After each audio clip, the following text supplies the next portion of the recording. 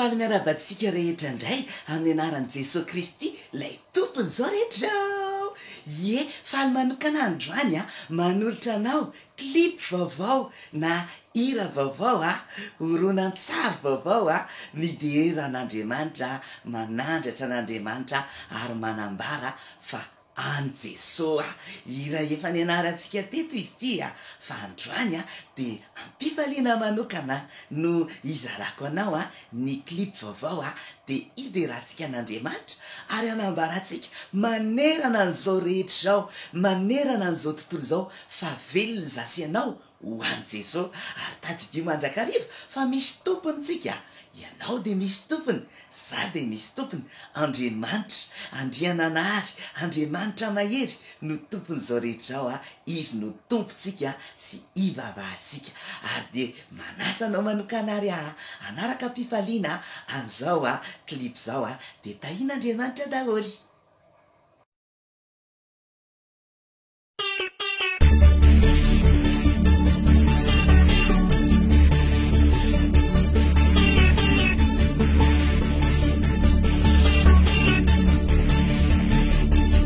Felawani teso, felawani teso, atnya velumaku, atnya velumaku. Felawani teso, felawani teso, atnya velumaku,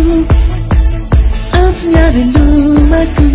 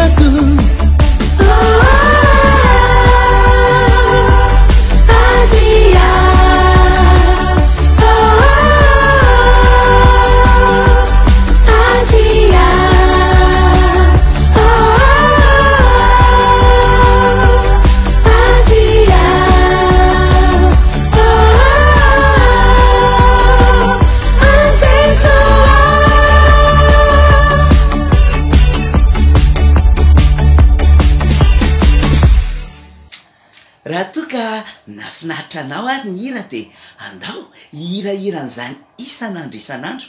ary andao ho ampianarina ny olona rehetra ny ankizy rehetra raha mpampianatra sekoly alady koa ianao na mpampianatra club d'enfant na any amin'ny association de afaka ampianarintsika zany izany fanomen'Andriamanitra ho antsika rehetra zany izany afaka ampiasaintsika maimaim-poana satria Andriamanitra nanome maimaim-poana tahin'Andriamanitra daholo ary de amanaraka indray